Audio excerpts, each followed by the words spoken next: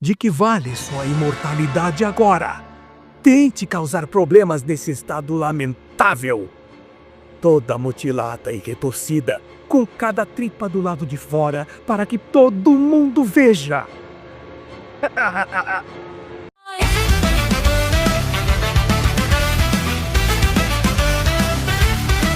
月明かりに導かれ奇跡を紡ぐもの輝く星の中で愛は静かに消える心の痛みとともに遠くへ去る影壊れた夢の谷夜空に消えてゆく星の定めが交わるときその瞬間に知る No universo de Bloodborne, existem muitos grupos específicos, cada um é focado em uma sua própria ideologia ou sua própria ideia. Entre os vários grupos que nós temos os carrascos. Esses que são os grupos mais diferentes de todos, e podem ser confundidos até com religiosos fanáticos. Eles são um grupo bem complicados e meio que usam um símbolo que parece muito idêntico aos símbolos dos Illuminati desse universo. É mencionado que os carrascos são um grupo derivado da igreja. Não existem tantas informações disso, porque literalmente a roupa deles prova ao contrário. Tem um símbolo que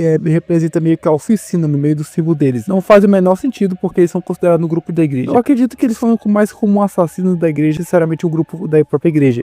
Eles devem ser mais um grupo afiliados. Eles são especializados em enfrentar um tipo de criatura. Eles não enfrentam feras ou qualquer outro tipo de criatura. Eles enfrentam no geral vampiros, ou os próprios sangue-vios, como é mencionado nesse. Esses sangue-vios são um tipo de vampiro esquisito desse universo, onde eles têm quase todas as habilidades de vampiro, só que tem aquelas diferençazinhas de Bloodborne, o básico. Os sangue-vios, no geral, eles são bem mais complicados de enfrentar do que as próprias bestas como vampiros, e eles conseguem manter parte da consciência humana, graças a uma incrível força. Ou alguns muito desafiadores, no geral, como o Corvo de Três Sangue, como é mencionado na própria Corte Delin, onde ele faz parte de Kehust, e é um servo de Kehust. Kehust é um reino à parte, ele é diferente de Arno. Enquanto Harner é meio que um reino, entre aspas, da ciência, onde vive a ciência, o Kehust funciona como se fosse um outro reino, como uma monarquia, mantendo uma monarquia antiga e antiética, a famosa monarquia britânica, mais ou menos. Graças a isso, Kehust possui um rei e uma rainha. A sua rainha é uma peça mais importante desse universo, porque é só através do sangue dela que é possível criar sangue-vios ou vampiros. E ela cria vários vampiros e possui seus próprios cavaleiros de honra,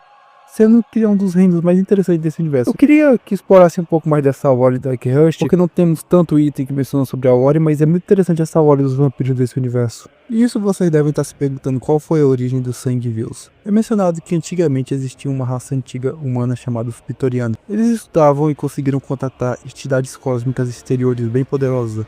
E através do sangue dessas entidades eles alcançaram um tipo de pseudo-imortalidade, ou um poder imortal. Com o tempo, a sociedade pitoriana foi destruída pelo esse poderoso sangue, como qualquer outra sociedade que tem contato com esse sangue terrível. Mas cada uma dessas entidades cósmicas possuía um sangue diferente, com isso variações diferentes. Como é explicado no universo de Bloodborne, cada sangue gera um tipo de besta diferente, ou um tipo de criatura diferente. Em algum momento da história, Yarna começou a encontrar essas antigas tumbas criadas pelos Pitorianos e começaram a estudar esse sangue antigo, criando assim todos os estudos. Com isso, criou várias variações desse sangue antigo, com vários fatores desses estudiosos estudando. Bargewolf ficou responsável pelos estudos desse sangue antigo. Com os estudos, eles descobriram que esse sangue poderia curar qualquer tipo de enfermidade ou doenças humanas, mas poderiam causar efeitos terríveis. Com isso, os estudiosos começaram a estudar.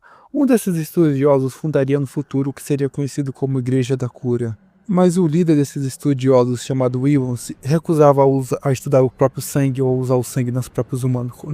Abre aspas, nós não sabemos o que esse sangue poderá causar, ou só serão os efeitos dele, ou como ele poderá destruir toda a humanidade. Ao usar algo que você não conhece, você destruirá a sua própria sociedade no final. É o seu próprio questionamento do saber o que você não deveria saber. Se o conhecimento é aquilo que você busca acima de tudo e acima de todos, qual será a sua destruição no final das contas? Um mar de sangue? Um mundo do... Olhe para a lua e perceba a tristeza do mundo, onde você não consegue tocá-la, mas você consegue vê-la.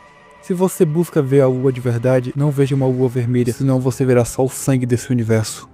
Entre esses estudiosos de Bargewolf, existia um terceiro estudioso misterioso. Nós não sabemos qual era o seu nome ou quem ele era, mas ele era um estudioso que meio que trabalhava para Kehust. A ideia dele era ficar infiltrado entre esses estudiosos e entender o sangue antigo. Ele roubou entre os sangues antigos um sangue específico, esse que seria o sangue específico dos vampiros.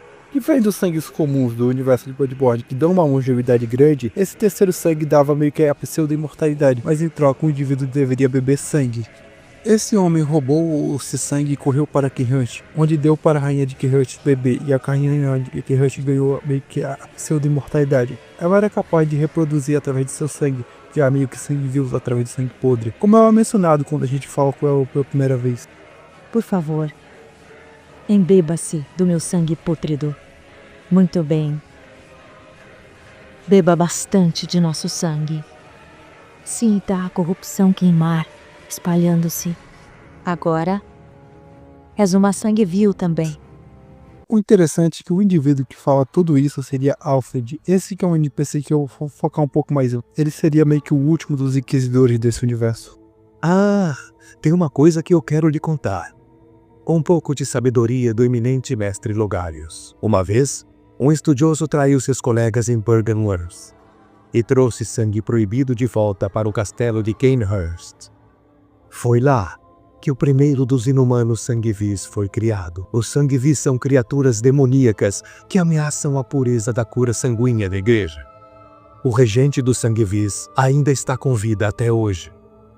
E, portanto, para honrar o desejo do meu mestre, eu procuro pelo caminho até o castelo de Cainhurst. Vamos focar em explicar como funciona o reino de Kirhust. O reino de Kirhust é um reino decadente, como qualquer outro reino nesse universo de Bloodborne. A decadência é brutal, mas em Kirhust a decadência parece ser intencional, como é mencionado em alguns itens que mencionam que a decadência é causada pelos próprios nobres, como se fosse uma intencional, como o fato de ter corpos ou outras coisas em um lugar, como se fosse uma decoração macabra que os nobres adquiriram nesse universo. Geralmente o sangue vivo desse universo tem uma habilidade muito interessante, que eles conseguem controlar sangue. Não é explicado na hora de todo sangue vivo ou todo sangue vivo consegue usar esse sangue, mas boa parte dos indivíduos que têm poderes de sangue vivo conseguem usar, que é tipo um golda de sangue. Eu acho chato da própria hora do universo e do universo todo de Bloodborne não explorar tanto essa habilidade de sangue, porque são uma habilidade muito interessante, onde o indivíduo consegue usar ataque de sangue. O único chefe que eu vejo que usou essa habilidade de uma forma incrível foi a Lady Maria. Que a batalha dela é incrível por causa disso, porque nós vemos várias habilidades de sangue sendo usadas ao mesmo tempo, quando ela demonstra quão poderosas são essas habilidades. Mas diferente do que qualquer universo, essa habilidade foi menos explorada entre todas as habilidades do mundo de universo de Bloodborne. Kirhust vive numa constante luta social, como eu posso explicar. Como que eles têm um sistema onde trata praticamente no sistema rei-rainha, a rainha está no topo da hierarquia, sendo quem comanda o rei e quem manda todo o reino desse universo. Abaixo deles tem os árvores trocadas, ou praticamente o sangue nobre. Esses indivíduos são meio que a segunda parte e são os indivíduos mais interessantes, porque eles servem a rainha e são abaixo. Abaixo deles tem os cavaleiros. Os cavaleiros, incrivelmente, eles são mais importantes que os sangue vivos, porque geralmente eles têm que caçar grande parte do sangue e tem que buscar sangues bem poderosos, como é mencionado em alguns itens, porque a rainha necessita de sangue de caça. Por isso que o corvo de sangue se uniu à própria Kirhust, porque ele literalmente tem que caçar caçadores. A rainha precisa de sangue poderoso. Nunca foi definido tão bem o que sangue, mas a maioria dos sangue poderosos desse universo vem dos caçadores, porque os caçadores matam muitas criaturas e o seu sangue se mistura, criando um sangue muito poderoso. E a rainha necessita disso. O motivo de por que a rainha necessita de tanto sangue, ela quer gerar um herdeiro, como é mencionado em alguns itens. E é um herdeiro para a sua própria dinastia, assim reforçar. Abaixo dos próprios cavaleiros nós temos os servos. Esses são os nós normais e geralmente são indivíduos que a gente encontra no castelo. Às vezes estão limpando ou fazendo as coisas. E muitos deles não atacam no próprio jogo, isso eu acho interessante. Assim como a própria Yarna, Kirhust também tem seus problemas com as doenças causadas pelo sangue, a fera praticamente. No caso de Yarna são lobisomens, aqui em Kirhust são vampiros entre aspas. É mencionado que alguns nobres que estão em a camada mais superior às vezes podem surtar devido a alguns excessos de sangue e podem virar uma criatura. É um tipo de vampiro em alguns casos, que parece muito um morcego esquisito. Em outros casos é meio que uma criatura com uma barriga gorda. Nunca foi definido como funcionaria essa aparência, mas no geral eles apresentam uma aparência mais vampiresca. Essa seria uma transformação. Mas ambas as transformações são bizarras de qualquer forma. É uma variação. Eu queria que também explorasse um pouco mais isso, porque nós temos vários tipos de fera, enquanto isso nós não temos quase nenhum tipo de vampiro interessante desse universo, é chato. Nessa altura você já deve ter entendido. Kirhust foi uma hora muito interessante, mas a From Software perdeu a oportunidade de explorar. Como o Bloodborne é um jogo curto, a hora de Kirhust não é tão bem explorada, mas tem muitas coisas aqui que podiam ser exploradas. Isso eu acho desanimador, porque foi uma das partes mais interessantes desse jogo, que foi Kirhust, porque eu gostei muito de explorar esse castelo. E tinha muita coisa interessante ali, criaturas que podiam ficar interessantes e muito legais. Existe um grande questionamento na própria lore: que tipo de sangue gerou sangue vivo? Que tipo de eminente geraria tal criatura? Esse é um grande questionamento ferramenta que por muito tempo foi uma grande possibilidade. Muitos estudaram formas ou personagens que poderiam ter certas ligações. Até que chegamos a uma personagem muito específica que tem uma memória muito idêntica à própria rainha de Keyhurst, que é a rainha Pitorimena. Eu sempre erro o nome desses trecos, mas em resumo, ela era a rainha desse povo antigo. Essa antiga derivação de uma espécie humana. Eu digo que seria uma derivação, porque eu acredito que seria uma derivação da espécie humana. Mas em algumas séries é dito que eles são um tipo de humanoide, uma derivação. Muita gente acredita que os poderes de sangue ou coisas assim, tipo vampiros, vieram deles. Não faz o menor sentido terem vindo, porque muitos deles aparecem no jogo que eu vi, não usam ataques ou sugam o sangue do jogador, então não faz nenhum menor sentido. Um item específico menciona que a rainha Pitoriana está um pouco viva, entre a vida e a morte, como se estivesse em um estado. É mencionado nesse próprio item. E existe um outro item muito interessante sobre ela, que é o anel de casamento, que é dito que talvez o sangue, entre aspas, um filho para um eminente é como se fosse um casamento entre sangue. E existe menções muito específicas a sangue, um sangue meio amaldiçoado. Sem contar que quando a gente enfrenta ela usa alguns ataques de sangue, que é muito idêntico ao próprio sangue vivo, formulando que talvez tenha uma conexão aí. Mas o que reforça a conexão entre esses indivíduos maior é a própria ideia dos dois que tinham criado a dinastia. A rainha de Keyhurst já teve uma filha, como a gente consegue ver nos próprios quadros de Keyhurst. Mas ela nunca teve um filho, e é dito que ela queria criar um filho para recriar sua própria dinastia. Mas se isso não for a vontade dela, e sim do próprio sangue que ela bebeu, é possível que o sangue antigo talvez tenha passado esse traço, que ela esteja talvez fazendo o mesmo que o jogador fez, porque o jogador absorveu muito sangue de criaturas e entidades diferentes para meio que alcançar sua própria transição. A rainha de Keyhurst está tentando fazer algo parecido, meio que gerar um tipo de eminente, como terminando o que a rainha Pitoriana já tentou fazer também. De todas as teorias, essa é a que tem mais sentido e a que conecta a mim. Pra minha opinião, essa é a teoria que faz mais sentido. Existe uma NPC com uma conexão esquisita com o próprio Keyhurst, que seria a Ariana. Essa aqui é uma meretriz que aparece numa certa parte do jogo, nós encontramos após derrotar meio que a Veigaramela. Ela nos dá, entre aspas, sangue, mas é mencionado que os itens do próprio sangue dela é um sangue contaminado. Só existem dois tipos de sangue considerados contaminados pela própria Grid. Seria o sangue de Keyhurst e o sangue da rainha Pitoriana, sendo que os dois são quase a mesma coisa.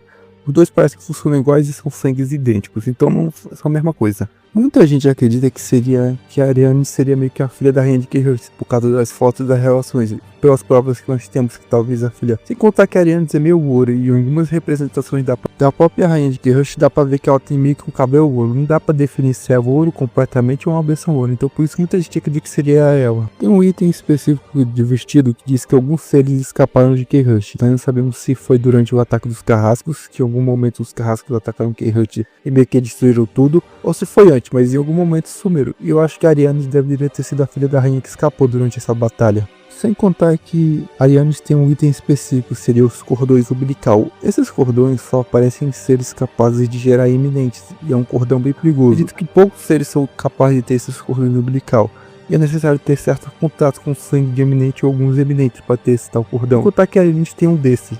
E quando a gente terminar a quest B da Ariane, quando ela tem um filho, entre aspas, ela é capaz de dropar um ser bizarro, que seria talvez uma possível eminente ou uma criação esquisita desse universo. É meio estranho a própria lore de Ariane, mas é uma possibilidade. Vamos começar com os conteúdo cortado. Conteúdo cortado a gente teve bastante Keyhurst, e como eu comentei, teve muita coisa que não teve como se aproveitar. Bora começar que a rainha de Keyhurst ia ter uma skin especial, que nosso caçador usaria da rainha de Keyhurst. Essa skin tá no arquivo do jogo e parece ter sido finalizada. Não sei porque ela não foi incluída no próprio jogo, mas parece ser uma skin bem da hora e bem bonitinha de ser usado. Seria pro nosso próprio caçador. Nós temos um NPC clérigo que por algum motivo ele foi cortado. Ele usaria meio que uma roupa vermelha. Nós não sabemos muito dele. Só temos aí a própria ideia da skin. Podemos teorizar do que ele seria. Mas eu acredito que ele seria meio que um clérigo de Keyhurst ou um clérigo convertido para Keyhurst. Seria bem misterioso ou um tipo de clérigo maluco. De Bloodborne nós temos bastante desses malucos. Nós temos o cavalo de Keyhurst, que também seria foi um desses arquivos cortados. Seria bem o cavalo único de Keyhurst, bem doidão, que estaria em cima com o cavalo de Keyhurst. Muita gente acha que essa skin foi reaproveitada nos próprios Elden Ring para os cavaleiros negros. Existe uma aparência meio parecida com os cavaleiros negros, sem contar que a ideia parece o mesmo. Tanto que quando nós batemos no cavaleiro negro, ele cai do cavalo. Eu acho que esse NPC funcionaria de igualzinho, porque o cavalo consegue permanecer sem um NPC. Seria uma luta interessante, mas deve ter sido reaproveitado em Elden Ring. São alguns arquivos cortados. Existem muito mais outros arquivos, mas alguns são itens, outros são alguns cenários esquisitos cortados, então não vou comentar muito sobre isso. Vamos finalmente falar dos carrascos. Esse que é um dos grupos mais misteriosos desse livro. Os carrascos são um grupo bem antigo, nós não sabemos quando eles começaram, mas é bem possível que eles teriam algum grupo derivado da própria oficina. Tanto isso nós vemos na sua própria roupa e em algumas outras provas. E eles fizeram parte da Igreja da Cura em algum período. Diferente de qualquer membro da Igreja da Cura, eles compreendem coisas que só altos membros da Igreja da Cura compreendem. Por exemplo, ele possui essa compreensão dos grandes antigos. Essas entidades cósmicas, grande parte dos carrascos conhecem esses grandes antigos. E é dito que eles têm seu símbolo ser meio que um olho. É dito que eles estão sendo vigiados pelos deuses, entre aspas. Eles chamam os grandes antigos de deuses, acreditando que seriam deuses. Para eles estão fazendo a vontade divina. Em certa forma, o seu fanatismo chega a ser bem mais bizarro do que a própria igreja, porque o fanatismo deles foi o que deu origem à própria igreja. E é esse fanatismo que torna eles bem brutais. Em certos pontos, eles são a definição entre a luta entre a luz e a escuridão, mas em certos, eles são mais a escuridão. Como o universo de Bloodborne é um universo totalmente violento e é deixado às traças, a violência é o que reina. Os carrascos representam toda essa violência, a brutalidade de uma violência fanatismo. O líder dos carrascos, Logarius, é um dos maiores mistérios da própria lore. Não sabemos em que momento ou que período ele assumiu como líder, mas ou se ele é algum dos líderes, entre aspas, ou foi o líder original, porque esses são os mistérios dos carrascos, a lore desses caras é muito densa. Mas em algum momento o Logarius ajudou na criação da própria Igreja da Cura, assim sendo um grupo que ajudaram a Igreja da Cura. É bem possível que durante esse período que eles ajudaram a criar a própria Igreja da Cura, como a defesa de alguns itens de roupa, onde só a roupa foi usada como inspiração para a roupa da própria igreja, durante esse período eu acho que eles faziam uns trabalhos sujos, como os assassinos da igreja. A Igreja da Cura era repleta de uma quantidade absurda de assassinos nesse universo. Mas antes desses assassinos, eles não possuíam tantos assassinos, então é bem possível que os carrascos fizeram a parte dos assassinatos da própria igreja, eliminando pessoas para garantir que a igreja se prosperasse. Entre aspas, a Igreja da Cura é um dos grupos mais sujos possível, então um assassinato, matança, genocídio, qualquer outro grupo, coisa assim, é coisa normal para eles, só para ter uma ideia. Em algum período desconhecido, os carrascos desenvolveram o ódio ao sangue vivo. Não sabemos se é porque a rainha do sangue vivo declarou guerra à própria igreja, ou se discordou de algo da própria igreja, porque é um dos grandes mistérios da própria lore, ou será porque antigamente Yarna e Kirhush eram antigos inimigos de guerra. Existem essas possibilidades ou sejam só desculpas para declarar guerra, mas é dito que a Kirhush foi contra a própria igreja, e a igreja declarou guerra. Isso os carrascos se especializaram. Mas eu acredito que seria por mais um possível. Logarius deve ter notado que os próprios sangue-vivos são um número absurdo. Os sangue-vivos conseguiam se reproduzir em uma quantidade absurda e eram literalmente um país. É bem possível que a união entre a Igreja da Cura e os próprios carrascos foi para isso. Logarius queria ter números de guerreiro para poder confrontar Kirhush em algum período. Porque Kirhush não parava de crescer e Logarius precisava de uma quantidade absurda de caçadores. E grande parte dos cidadãos de Yarna não eram caçadores, então nós não tínhamos muitos caçadores. É bem possível que o Logarius teria recrutado uma grande quantidade de estrangeiros, como é dito em alguns itens que mostram a luta entre eles e coisa. Grande parte desses caçadores deveriam ser estrangeiros convertidos a esse fanatismo. No final das contas, a guerra entre os carrascos e Kirhush não passava de uma guerra entre duas facções, entre aspas. Os dois países já viviam em guerras há milênios, então na realidade eram apenas desculpas para uma guerra, onde o próprio sangue e o próprio negócio foram usados como desculpa.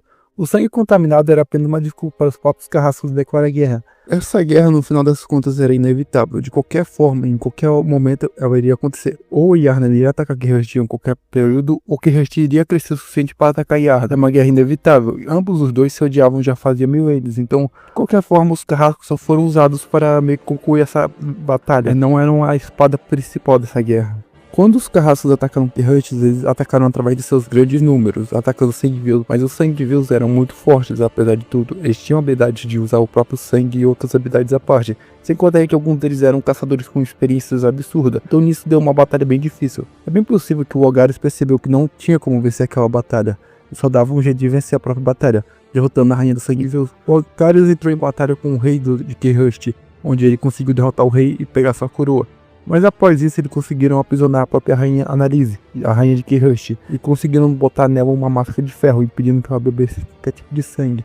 Resumindo, a ideia, já que eles não podiam vencer a própria guerra, a ideia era aprisionar a rainha de Kirhush. Durante essa batalha, Logarius teve seu sangue infectado pela rainha de Kirhush. É bem possível que teria sido por algum ataque o próprio sangue dela. A rainha de Kirhush tentou dominar o Logarius de alguma forma. Não é muito bem explicado isso na lore e é bem confuso em certos pontos. Após derrotar o rei, o Logarius aprisionou com a coroa da ilusão, aprisionando ela na própria sala do trono, onde o Logarius ficou protegendo. Ambos seus cavaleiros e o Logarius ficaram protegendo, mas devido ao sangue antigo, o Logarius ficou meio que vivo, entre aspas. Ele estava entre um estado de vida ou morte. Isso é devido ao sangue amaldiçoado de Kirhush, talvez. Não sabemos se isso foi bem explicado na lore. Mas em resumo, o Logarius começou a derrotar todos os seres que tentavam avançar para salvar a rainha Anarize.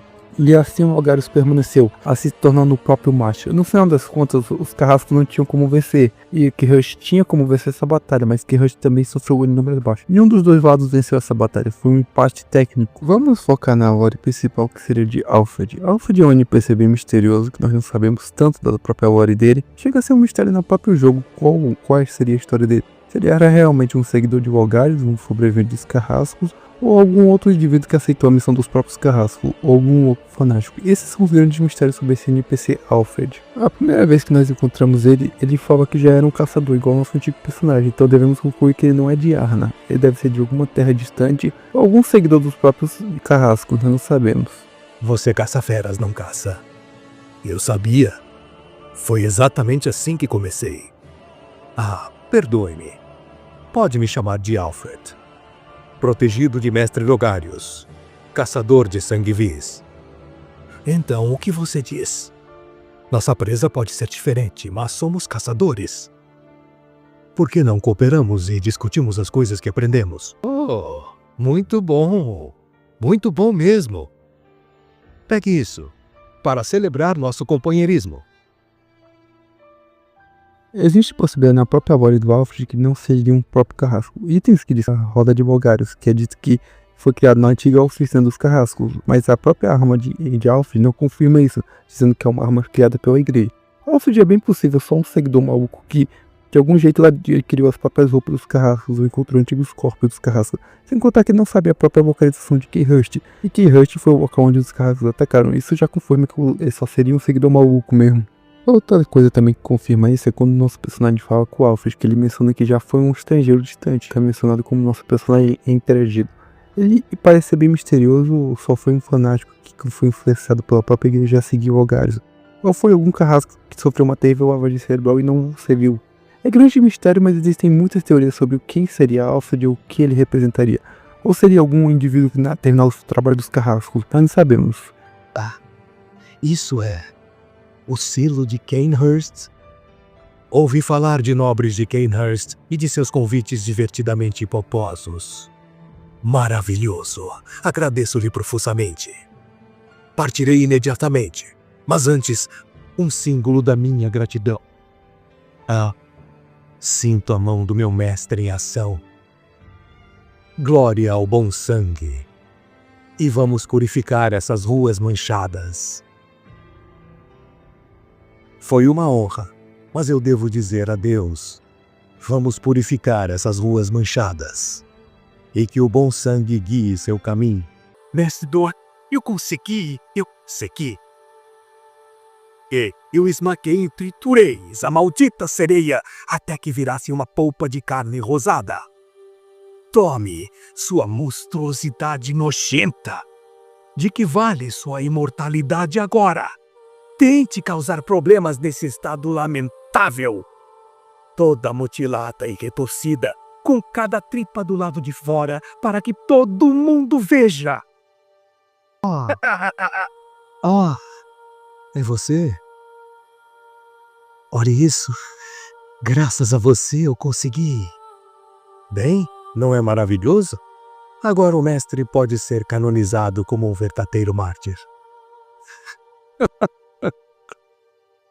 Eu consegui. Eu consegui.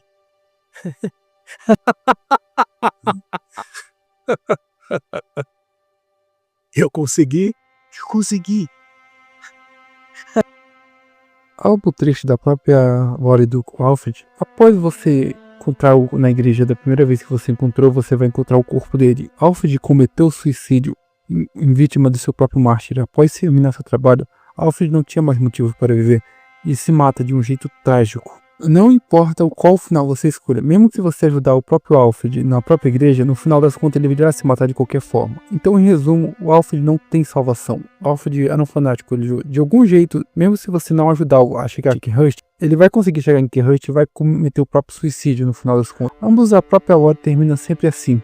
A lore do Alfred fala muito sobre o fanatismo cego, a loucura e a tragédia desse universo, mas ao mesmo tempo fala muito mais sobre o fanatismo, sobre o quão você está dedicado à sua própria ideologia e o quão cego você vai estar.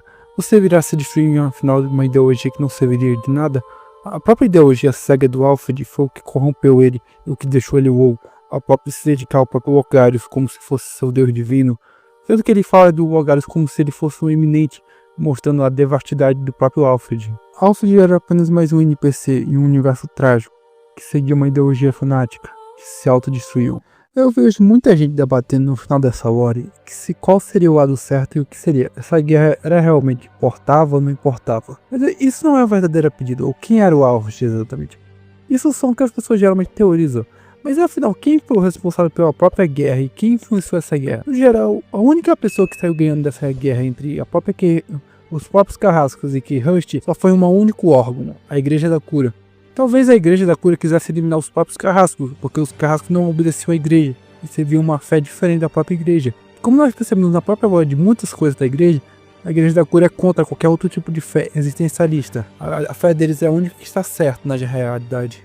E a Igreja da Cura vê o sangue de Keyhurst como algo proibido, um sangue podre, um sangue corrupto, um sangue impuro, exatamente. Isso faz bastante sentido, porque a Igreja da Cura quis invadir os dois grupos. A Igreja da Cura usou os Carrascos para meio que eliminar Keyhurst e mataria o grupo que restasse.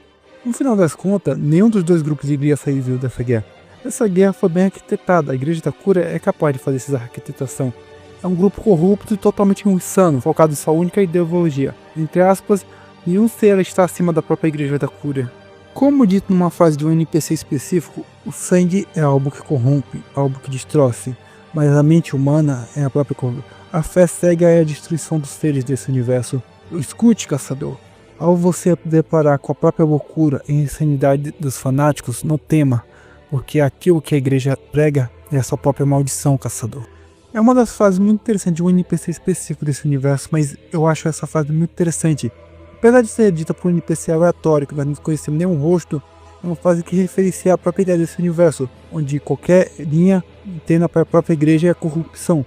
A igreja contrata assassinos e faz muitas corrupção. No final das contas, os Carrascos só foram uma mancha de manobra usada. Mesmo que os próprios Carrascos vencessem, a Igreja da Cura eliminaria o resto dos caçadores, como ela já fez com inúmeros caçadores da própria oficina.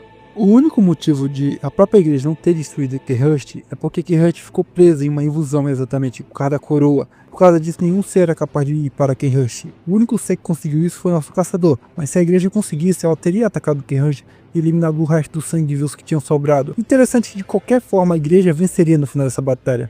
Foi tudo bem arquitetado, bem planejado.